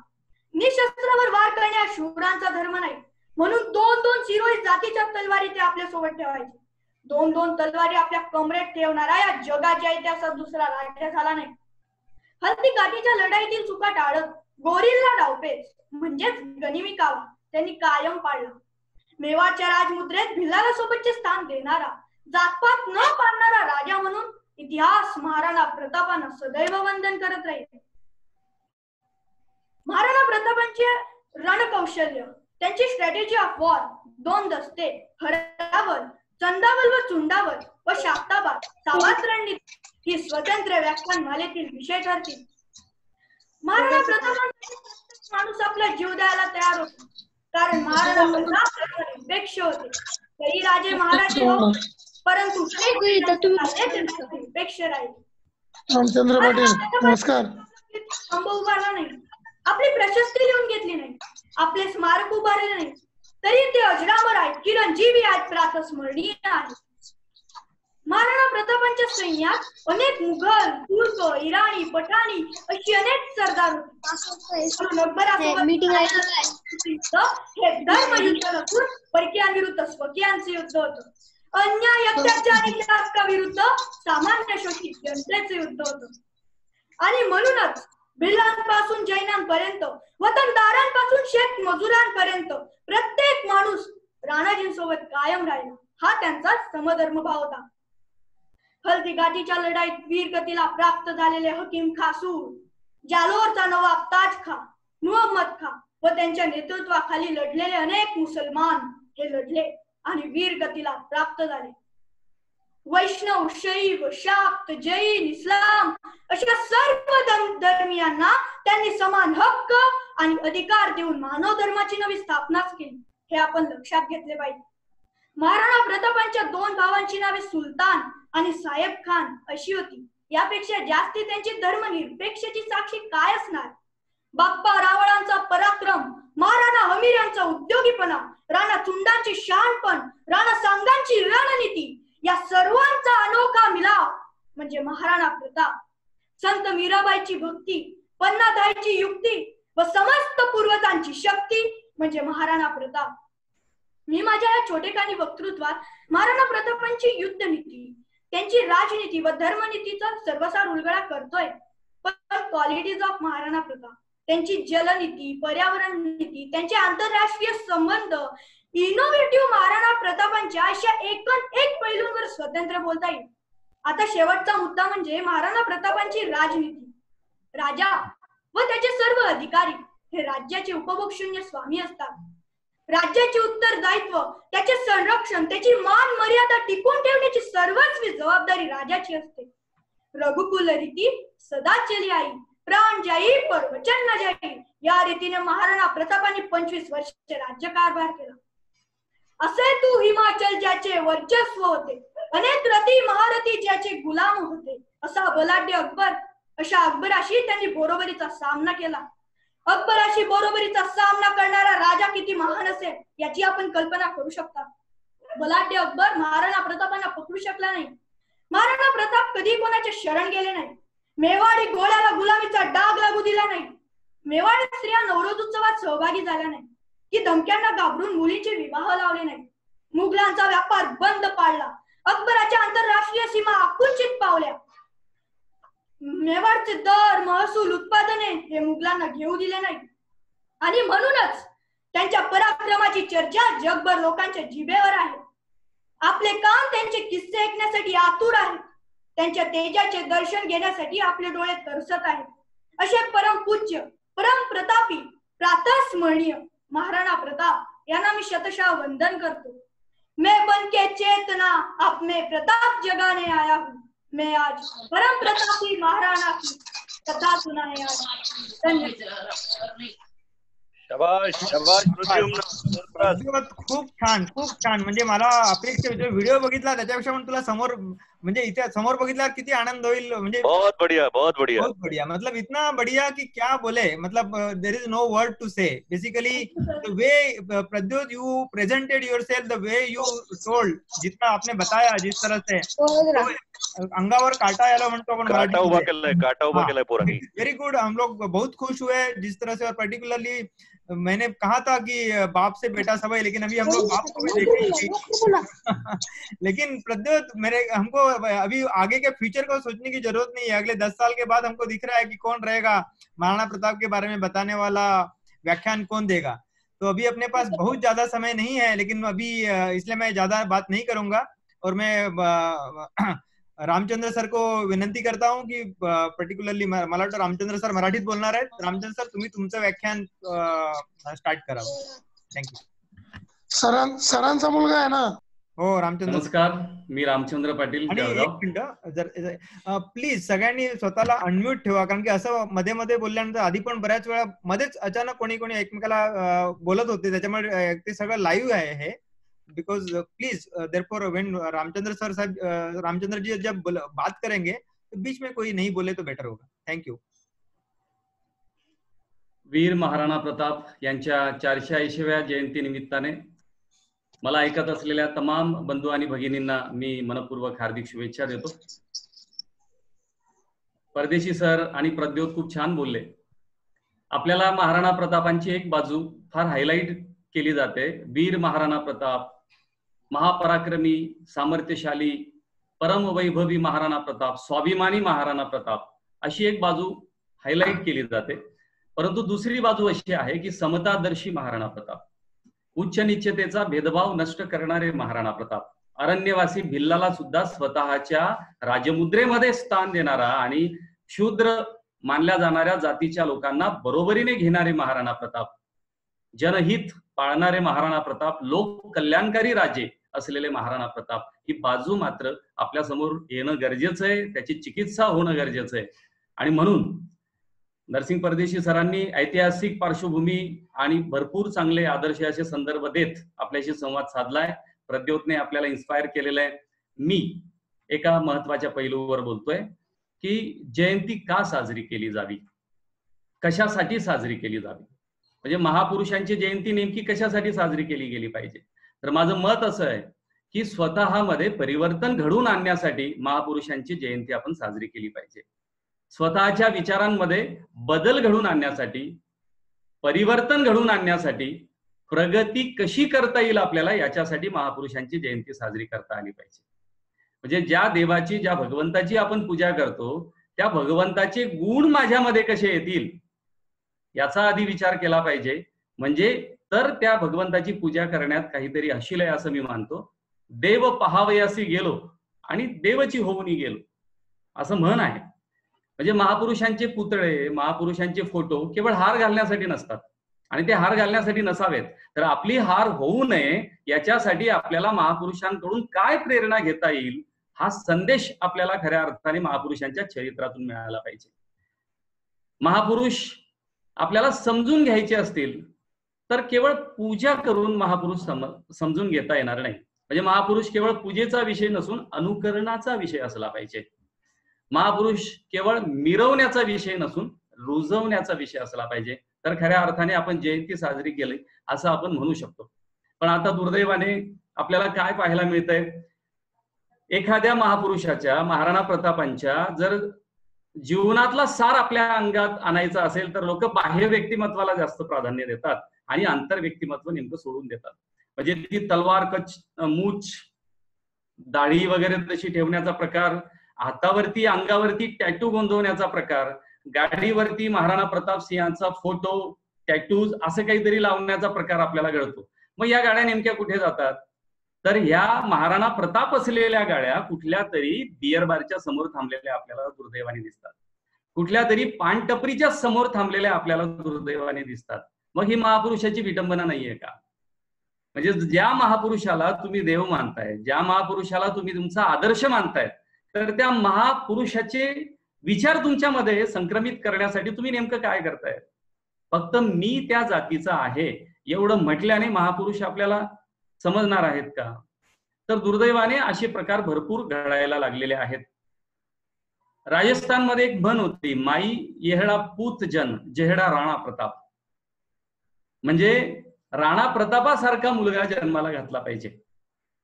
पण आपल्यामध्ये असलेली ऊर्जा, आपली युक्ती, आपली बुद्धी जर आपण सकारात्मक दिशेने आणि चांगल्या कार्यासाठी जर त्याचा वापर करत असू तर आपण खऱ्या अर्थाने महाराणा प्रतापांचे वारसदार म्हणायला किंवा त्यांचा पूत म्हणायला पात्रतेचे ठरू.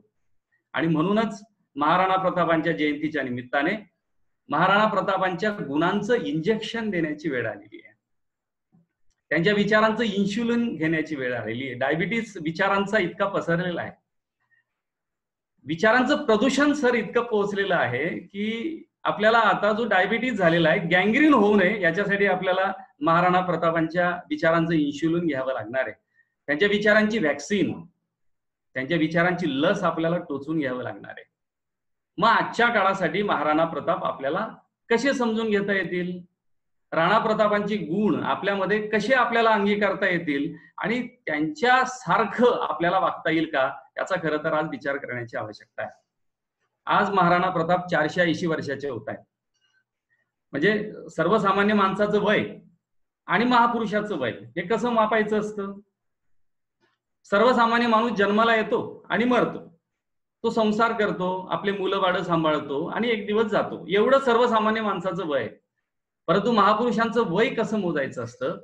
तर महापुरुष मेल्यानंतर म्हणजे त्यांच्या मृत्यूनंतर ते किती वर्ष लोकांच्या स्मरणात राहतात, किती वर्ष लोक त्यांचं पूजन करतात, त्यांना आठवण करतात, ते महापुरुषांचं वय असतं. आणि म्हणून आज महाराणा प्रताप 480 वर्षाचे पूर्ण होत आहेत. म्हणजे आपल्याला एक सुचवायचंय सगळ्यांना, आपण आपल्या घरामध्ये आपल्या पंजोबांच्या पलीकडच्या लोकांचा इतिहास आपल्याला माहितीये का? बरं, आपल्या खापर पंजोबांनी किंवा त्यांच्या आधीच्या पूर्वजांनी काहीतरी पराक्रम केलाय, खूप मोठं काम करून ठेवलंय, लोक आदर्श घेत आहेत, इतिहास त्यांच्यासाठी काही पानं राखून ठेवतायत, अशी उदाहरणं आहेत का? काही असतीलही, परंतु ती जर त्यांच्या पुढच्या पिढीने त्यांच्या आणखी पुढच्या पिढीपर्यंत पोहोचवले नाहीत तर हे फार मोठं दुर्दैव आहे. आणि काहींचे तर पोहोचतच नाही, कारण काहींचं जगणं फक्त गोल्याची माय डॉली आणि 10 बाय 10ची खोली एवढ्या पुरता मर्यादित असतं. स्वतः पुरता जगतात आणि दुसऱ्यांसाठी जगण्याचा काही त्यांचा हेतूही नसतो. मग मला सांगा, अशा लोकांची जयंती पुण्यतिथी घरामध्ये कशी साजरी होईल? बरं, त्यांच्या पराक्रमाची माहिती जाऊ द्या, त्यांचे फोटो तरी आठवतात का हो कित्येक लोकांना? बरं, फोटोही असू द्या, परंतु काही घरं अशी आहेत की आपल्या पंजोबांच्या पलीकडच्या पिढीची नावं सुद्धा त्यांना दुर्दैवाने माहिती नाहीये. मग याला दोषी कोण, याला जबाबदार कोण, याची जबाबदारी नेमकी कोण घेणार? बरं, काहींची लोक स्वतः पुरता जगतात. म्हणजे म्हणून महापुरुष का आठवायचे असतात? कारण जो स्वतःसाठी जगतो तो जिवंतपणीच मरतो, पण जो दुसऱ्यांसाठी जगतो तो मेल्यानंतरही जिवंत राहतो. आणि म्हणून महापुरुष मेल्यानंतरही जिवंत आहेत, कारण ते दुसऱ्यांसाठी जगले. म्हणजे स्वतःसाठी जगता जगता दुसऱ्यांचाही विचार त्यांनी केला. त्यांनी खूप प्रॉपर्टी अशी साठवून ठेवली आणि 10 पिढ्यांपर्यंत पुरेल एवढं काही त्यांनी करून ठेवलेलं नाहीये ना. म्हणून महापुरुष जर आपल्याला शोधायचे असतील तर ते कुठल्या पुस्तकात, कुठल्या चित्रात शोधून सापडणार नाहीये. म्हणजे ते त्यांच्या चारित्र्यात शोधावे लागतील, त्यांच्या चरित्रात शोधावे लागतील. महापुरुष कुठल्या पुतळ्यात सापडणार नाही, तर ते त्यांच्या धोरणात शोधावे लागतील. बरं, आता महाराणा प्रतापांच्या समोर बलाढ्य असलेला जलालुद्दीन मोहम्मद अकबर हा किती बलाढ्य होता. असे तू हिमाचल ज्याची सत्ता होती, नवरत्नांचा दरबार घेऊन तो बसायचा, अनेक गुणीजन त्यांच्या दरबारात होते. मग तरीही महाराणा प्रतापांना तो पकडू शकला नाही, महाराणा प्रताप शरण आले नाही. मग एवढ्या बलाढ्य अशा अकबराची, ज्याला द ग्रेट अकबर असं म्हणतात, त्याची जयंती पुण्यतिथी साजरी झाल्याचं कुठे आपल्याला ऐकिवात आहे का? बरं, इथे जाऊ द्या, पाकिस्तानात तरी काबूल, कंदाहार, इराण, अफगाणिस्तान, मध्य आशिया, जिथून कुठून तो आलेला असेल त्या ठिकाणी तरी जयंती पुण्यतिथी साजरी केल्याची काही उदाहरणं आपल्याकडे आहेत का? बरं, औरंगजेब, छत्रपती शिवाजी महाराज औरंगजेबासमोर जर भौतिक दृष्टीने विचार केला, सांपत्तिक दृष्टीने विचार केला तर केवढे होते? औरंगजेबाचा एक तंबू जर पडला जर तो लढाईला आला तर 28 किलोमीटर पर्यंत त्याचं ते सैन्य असायचं असं मानलं जातं. मग अकबर, औरंगजेब यांच्या समोर जर पैशाचा विचार केला, संपत्तीचा, सैन्यबळाचा आणि मसल्स पॉवर वगैरे या सगळ्या गोष्टींचा विचार केला तर खरं अकबरासमोर महाराणा प्रताप आणि औरंगजेबासमोर छत्रपती शिवाजी महाराज काय होते. पण तरीही शिवाजी महाराजांची किंवा महाराणा प्रतापांची जयंती, पुण्यतिथी इतक्या वर्षानंतरही आपण का साजरी करतोय? कारण जेव्हा जेव्हा प्रजाहित, जनकल्याण, स्त्री सन्मान, निर्व्यसनीपणा आणि सगळ्यांना सोबत घेऊन चालण्याची वृत्ती अशा गुणांचा जेव्हा आपण विचार करतो तेव्हा महाराणा प्रतापांच्या समोर अकबर दीड दमडीचा सुद्धा नाही आणि छत्रपती शिवाजी महाराजांच्या समोर औरंगजेब छटाकभर सुद्धा नाही. आणि म्हणून महापुरुष आपल्याला त्यांच्या क्वालिटी सहज समजून घ्यायची असतात. मग आता महाराणा प्रताप फक्त युद्धाच्या पलीकडे आपण विचार केला पाहिजे. सरांनी फार सुंदर पद्धतीने मांडलं महाराणा प्रतापांचं वेगळंपण. आपल्याला फक्त हल्दीघाटीची लढाई, दिवेरची लढाई एवढं माहिती आहे, पण हल्दीघाटीच्या लढाईतल्या चुका दिवेरच्या लढाईत कशा टाळल्या, काय प्लॅनिंग केली, त्यांची रणनीती काय होती, कुठल्या प्रकारचं इनोव्हेशन केलं, मानसिक दृष्ट्या त्यांनी कोणत्या प्रकारचं आयोजन केलं, या सगळ्या गोष्टींचा अभ्यास आपण करतो का? तर दुर्दैवाने नाही. महाराणा प्रतापांचं त्या पाठीमागचं मॅनेजमेंट आपल्याला समजून घेता आलं पाहिजे, त्यांची लिडरशिप समजून घेता आली पाहिजे, त्यांची रणनीती, त्यांची युद्धनीती, त्यांचं प्रशासन, न्याय व्यवस्था, अशा सगळ्या गोष्टी जेव्हा आपल्याला खऱ्या अर्थाने दिसतील तेव्हा आपण रिझनेबल होऊ. पण दुर्दैवाने आता सर डिव्हिजन मध्ये लोक आहेत, त्यांचा डी निघाल्याशिवाय त्यांना व्हिजन प्राप्त होणार नाही. आणि व्हिजन केव्हा प्राप्त होईल? जेव्हा महापुरुषांचे विचार ते स्वतःमध्ये संक्रमित करतील, त्या क्वालिटीचा विचार करतील, तेव्हा आपण व्हिजन आपल्याला दिसेल. प्रद्योतने क्वालिटीज ऑफ महाराणा प्रताप असा एक मुद्दा घेतला, बऱ्यापैकी त्याचं वाचन आहे. एवढ्या कमी वयात तो 8वीला, आता 9वीला जातोय, 8वीला होता तो. अवांतर वाचन खूप करतो, बऱ्यापैकी त्याने वाचन केलेलं आहे. छत्रपती शिवाजी महाराजांचे, नरसिंह परदेशी सरांची पुस्तकं, श्रीकृष्ण जिग्नू सरांची पुस्तकं, पंडित गौरीशंकर ओझा, वीर विनोद श्यामलदास यांचे काही उतारे, असं त्याने एवढ्या कमी वयात वाचून घेतलेले आहेत. सर, क्वालिटीज ऑफ महाराणा प्रतापांमध्ये माझ्याकडे वेळ फार कमी आहे, पण कमी वेळामध्ये मी थोडक्यात 5 ते 7 मिनिटापर्यंत माझं मनोगत व्यक्त करणार आणि थांबणार आहे. कारण बोल अगर कम हो पर अनमोल हो तो बहुत आहे. आणि महाराणा प्रतापांच्या विचारांचं एक महत्वाचं जी लस आहे ती पोहोचवण्याचं काम मी आपल्या माध्यमातून करतोय. तर एक महत्वाची गोष्ट, महाराणा प्रतापांचे एक एक गुण आपण एका कागदावर लिहून घ्यावे. एक प्रसंग घ्यावा, त्या प्रसंगातनं एक क्वालिटी, एक गुण आपण लिहून घेतला पाहिजे आणि ती गुण मला माझ्यामध्ये कसे आणता येतील. आता उदाहरणार्थ, प्रचंड प्रतिकूल परिस्थिती होती, कुठल्याही प्रकारची अनुकूलता नव्हती, शस्त्रसाठा मोठ्या प्रमाणात नव्हता, सैन्य बळ मोठ्या प्रमाणावर नव्हतं, हत्ती, घोडे अशी संपत्ती सुद्धा नव्हती. तरी सुद्धा महाराणा प्रतापांनी बलाढ्य अशा अकबराशी लढा दिला. म्हणजे या प्रसंगातनं काय लक्षात येतं? तर ते निर्भीड होते, ते धैर्यवान होते, कोणत्याही गोष्टीला न घाबरणारे होते. क्योंकि डर के आगे जीत है. आपल्यावर जेव्हा संकट ओसरतात ना, तेव्हा अनेक लोक हतभागी, दुर्दैवी लोक हतबल झालेले मी पाहिले, हातपाय गाळलेले मी पाहिले आणि कित्येक लोकांनी आपली जीवन यात्रा संपवलेली सुद्धा पाहिलेली. मला सांगा, राणा प्रतापांना आपल्या डोळ्यासमोर जर आणलं आणि त्यांच्या समोर आलेल्या संकटांचा जर विचार केला तर आपण सर्वसामान्य माणसाच्या आयुष्यात आलेली संकट त्यांच्या इतकी असतील का? मग आपल्या अंगी त्यांच्यातला कोणता गुण यावा? तर जो घराचा कर्ता पुरुष आहे, ज्याच्यावर जबाबदाऱ्या आहे, कितीही मोठी संकट आली तरी त्यांनी हातपाय गाडून चालत नाही. त्याने धैर्य धरलं पाहिजे आणि आलेल्या प्रसंगाला तोंड दिलं पाहिजे. एवढा एक गुण जरी आपण घेतला तरी प्रगतीच्या दिशेने आपली वाटचाल झाल्याशिवाय राहणार नाही. आता महाराणा प्रतापांचे सगळे युद्ध जर आपण विचार केला तर 1540चा महाराणा प्रतापांचा जन्म आहे. त्याच्यानंतर 32 वर्षे वयाची असताना राज्याभिषेक त्यांचा झाला आणि राज्यकारभार त्यांनी सुरू केला आणि वयाच्या 57 वर्ष पूर्ण व्हायलाही 4.5 महिने बाकी असताना महाराणा प्रताप हे वारले. तर 25 वर्षाचा कालावधी महाराणा प्रतापांना मिळालाय. त्याच्यातल्या 48 एकूण लढायांचा जर विचार केला तर 19 मोठ्या लढाया आहेत. पण या लढायांमध्ये आपल्याला काय दिसतं तर भान ठेवून नियोजन आणि बेभान होऊन त्याची अंमलबजावणी. राणा प्रतापांनी आधी नियोजनाला महत्व दिलंय. म्हणजे नेपोलियन सुद्धा एकदा असं म्हणाला होता की मी कुठलंही युद्ध माझ्या घरच्या टेबलावरच्या कागदावर जिंकतो आणि मग रणांगणात जिंकतो. If you plan you will get result, you will get success. म्हणजे जर तुम्हाला रिझल्ट पाहिजे असेल ना तर तुम्हाला नियोजन करावंच लागणार आहे. नियोजन नसेल तर तुम्ही पराभूत होणारच. याच्यासाठी काही ज्योतिषाची आवश्यकता नाही आपल्याला.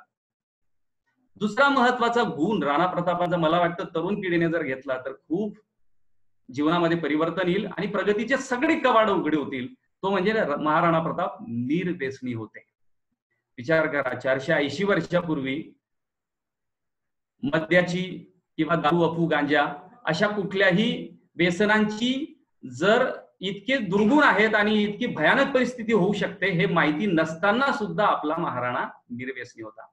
लढाईला जाताना सुद्धा स्त्रिया न्यायच्या नाही, बडगिणी बाळगायच्या नाही आणि दारू पिऊन लढाई करायची नाही.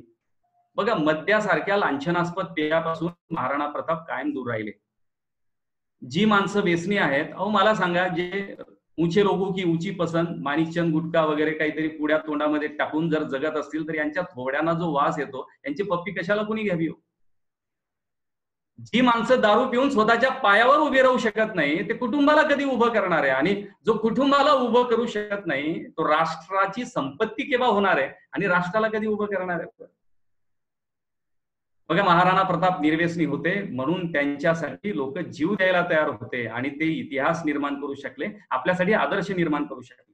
त्यांना कीका म्हणायचे, सर्वात लाडका. म्हणजे आजही त्यांचं उदाहरण दिलं जातं की तिथे भिल्ल लोक राजस्थानामध्ये जेव्हा श्राद्ध करतात तेव्हा 2 द्रोण ठेवतात. एका द्रोण मध्ये शहद, अफू आणि दूध असे पदार्थ ते घेतात आणि दुसऱ्या पदार्थामध्ये फक्त दूध आणि शहद, मध असं असतं. जेव्हा त्यांना विचारलं गेलं तेव्हा त्यांनी उत्तर दिलं की हे आमच्या पूर्वजांसाठी आम्ही ठेवलेलं आहे, परंतु महाराणा प्रताप निर्व्यसनी होते आणि ते कधीही दारू घेत नव्हते म्हणून आम्ही त्यांचं श्राद्ध अशा प्रकारे करतो. मग 450-500 वर्ष, 450 वर्षापूर्वी जर ते निर्व्यसनी होते तर दारूचे इतके दुष्परिणाम माहिती असताना सुद्धा आपण व्यसन करणं हे आजच्या काळात किती विचार करण्यासारखं आहे बघा तुम्ही. म्हणजे हा गुण जरी महाराणा प्रतापांचा घेतला तर मला वाटतं खूप घेतला असं आपण म्हणू. महाराणा प्रताप हे स्त्री सन्मानाच्या साठी सुद्धा ओळखले जात होते, स्त्री दाक्षिण्यासाठी ओळखले जात होते. स्त्रियांप्रती त्यांच्या मनात प्रचंड आदरभाव आणि मातृभाव होता. म्हणजे अब्दुल रहीम खान खानान यांच्या परिवारातली मुलगी जेव्हा राष्ट्रीय म्हणजे संपत्ती समजून तिला ज्या पद्धतीने घोडे, हत्ती किंवा पैसा, द्रव्य याची राणा प्रतापांसमोर पेश केलं गेलं, तसं त्यांच्या परिवारातली एक सूनबाई त्यांची जी त्यांच्या समोर उभी केली गेली तेव्हा सगळ्यांना त्यांनी खडेबोल सुलवलेले, शिक्षा केलेली आहे आणि मान सन्मान देऊन, साडीचोळी देऊन आदराने तिला तिच्या माहेरी पाठवलेलं आहे. आणि कायमस्वरूपी अब्दुल रहीम खान खानान हा महाराणा प्रतापांच्या बाजूला झालेला आहे. म्हणजे स्त्रियांच्या बद्दल आपल्या मनामध्ये किती प्रेमभाव, आदरभाव, रिस्पेक्ट असला पाहिजे. महत्वाचा गुण असा की आज परिवाराला आपण खूप महत्व दिलं पाहिजे. राणा प्रतापांनी दिलं ते, त्या क्वालिटीज त्यांच्यामध्ये होता. म्हणजे आपल्याला पॉवर जी मिळते ना, मॅग्नेटिक पॉवर जी मिळते आपल्याला ती परिवाराकडून मिळते. आणि केवढा भला मोठा परिवार होता महाराणा प्रतापांचा. त्यांच्या स्वतःच्या 15 राण्या होत्या, 17 मुलं होते, 20 आया होत्या, 24 भाऊ होते, 20 बहिणी होत्या. एवढा मोठा परिवार सांभाळला. आणि प्रसंगी राज्याभिषेकाच्या दरम्यान आपल्याला माहिती असेल की जेव्हा शक्तिसिंहाला गादीवर बसवण्याची वेळ आली, भाटीराणी आणि यांच्याद्वारे नरसिंह परदेशी सरांनी चांगलं उदाहरण दिलेलं आहे. राणा प्रतापांनी त्याग केला त्या सगळ्या गोष्टीचा, परंतु राणा प्रताप हे वारसा हक्काने राणा झाले नाहीत, राजे झाले नाहीत, तर लोकनियुक्त राजे आहेत हे आधी आपण समजून घेतलं पाहिजे. परिवारासाठी काय करावं लागतं हे महाराणा प्रतापांकडून शिकण्यासारखं खूप आहे. अशा खूप गोष्टींवर आपल्याला बोलता येईल. प्रचंड संकट आहे, राणा प्रतापांकडे सैन्य कमी आहे, तरी सुद्धा त्यांच्यासाठी मरायला आणि लढायला लोक का तयार झाले हो. माझ्या म्हणजे आमच्यासारखे लाख मेले तरी चालतील, पण लाखाचा पोशिंदा जगला पाहिजे ही भावना त्यांच्या मनामध्ये, सैनिकांच्या मनामध्ये का निर्माण झाली. कारण महाराणा प्रतापांचं चरित्र याच्या संदर्भात आपण विचार केला पाहिजे. आणि प्रचंड वाईट परिस्थिती असताना सुद्धा आपल्या सैन्याला मोटिवेट करणारे, त्यांना लढायला प्रेरित करणारे महाराणा प्रताप, एवढ्या क्वालिटीज जरी आपण आपल्यामध्ये घेतल्या तरी खूप घेतल्या आणि त्या घ्याव्यात असं आजच्या या व्याख्यानाच्या निमित्ताने, कारण वेळ पाळली पाहिजे, कुठे थांबावं हे कळलं पाहिजे. आपण सगळे 7 वाजेपासून या वेबिनार मध्ये हजर झालेला आहात आणि म्हणून आपल्यासाठी मी या ठिकाणी थांबणार आहे. पण माझी व्याख्यानं युट्यूबवर आहेत, आमच्या सारख्यांना आपण बोलू शकतात, आपल्याशी संवाद. लॉकडाऊन संपल्यानंतर प्रत्यक्ष फिजिकल आपण एकमेकांच्या समोर येऊ आणि राणा प्रताप खूप सांगू, कारण राणा प्रताप सांगणं बघा ते ऐकायला कित्येक दिवस लागतील आणि समजून घ्यायला तर कित्येक वर्ष लागतील. ते जीवनात उतरवायला तर कित्येक जीवन लागेल. येस येस रामचंद्र सर, तुम्ही खूप छान सांगितलं. त्याच्यामुळे ऍक्च्युली जो टाइम होता त्यापेक्षा पण आपण आणखी 10 मिनिटं जास्त थांबलो, परंतु जो टाइम आपण दिलेला आहे लिमिट ते 5 मिनिटात ऑटोमॅटिक बंद होईल, त्याच्यापेक्षा आपण प्रॉपरली बंद करू. धन्यवाद सर, सगळ्यांना परत एकदा भरपूर शुभेच्छा, खूप खूप शुभेच्छा. Thank you very much. आणि प्रद्युतचं पण खूप छान झालं आणि आता आम्हाला कळतंय तुमचं ऐकल्यानंतर की why Pradyut was so great. म्हणजे त्यांचं खूप छान का झालं, कारण की तुम्ही पण खूप छान बोललात. जेव्हा लॉकडाऊन जाईल, सगळं नॉर्मलला आपण येऊ, तर डेफिनेटली तुमचं एक लेक्चर व्याख्यान आपण ठाण्यामध्ये सुद्धा ठेवू. नक्कीच सर, थँक्यू व्हेरी मच. तुम्ही आमच्या विनंतीला मान देऊन आलात, तुम्ही सुद्धा, नरसिंग सर सुद्धा आणि प्रद्युत सुद्धा, आणि खूप या कार्यक्रमाची शोभा वाढवलीत. मला सगळ्यांना सांगायला आणखी आठवणी सांगायचं आहे की आपलं उद्या जो लेक्चर आहे जे आपण ठेवलं आहे ते डॉक्टर संग्राम पाटील जे UK वरनं आपल्याशी संवाद साधणार आहेत आणि कोविड ज्या विषय आहे सध्या ऍक्टिव्ह आहे, COVID-19 ने आपल्याला काय शिकवलं आणि आपल्याला आता कशा प्रकारे कंपल्शन्स आहेत COVID-19 मुळे, त्याच्यावर आपण त्यांच्याशी बोलणार आहोत. तर तुम्ही जरूर उद्या संध्याकाळी 7 वाजता त्याचे लिंक आणि ते सगळं मी फेसबुकला पण टाकेन आणि शेअर सुद्धा करेन, तर तुम्ही जरूर यावं.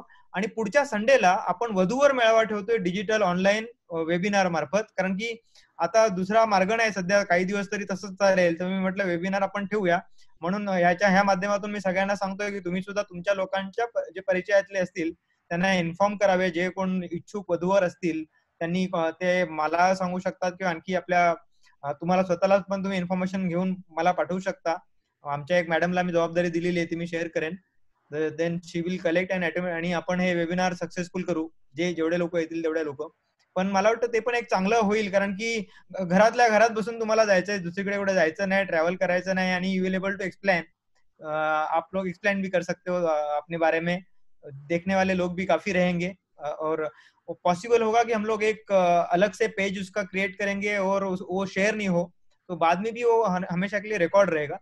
So that is the plan what we have for webinar for Sunday, that is 31st May, and कल का जो webinar है basically that is for Dr. Sangram about COVID. So thank you very much for attending this Maharana Pratap Jayanti celebration webinar in the so large quantity. आणि Facebook वरती सुद्धा खूप लोक बघतायत, बऱ्याच लोकांनी कॉमेंट्स पण टाकलेले आहेत. तर पुन्हा एकदा सगळ्यांचे जेवढे तुम्ही आलेत, कारण की पूर्ण महाराष्ट्र आलेला आहे वेगवेगळ्या ठिकाणून. नरसिंग साहेबांचं कनेक्शन गेलं होतं, नरसिंग साहेब आता आलेत परत, पण त्यावेळेला ते एंडच करत होते, त्यामुळे आपलं व्याख्यान त्यांचं कम्प्लीट झालं होतं. ते फक्त सांगणार होते की संपलं, तेवढ्यात ते कनेक्शन ऑटोमॅटिकच क्लोज झालं. तर तुमचं नरसिंग सर, तुमचं पुन्हा एकदा मी तुम्हाला हे काय म्हणतात त्याला, तुमचं धन्यवाद व्यक्त करतो. धन्यवाद व्यक्त करतो कि आप लोग आए और ये कार्यक्रम आपकी वजह से सक्सेसफुल रहा. तो थैंक यू वेरी मच. उसके साथ ही हम लोग ये वेबिनार एंड करते हैं. Of course my wife Jayashree Solanki, वो नहीं थी अभी तक, वो अभी जस्ट आई, तो मैं थी बाहर बैठी थी. ओके ओके, वो वीडियो ऑफ करके she was listening. Okay sir, thank you. So we'll close the webinar now. Thank you so much.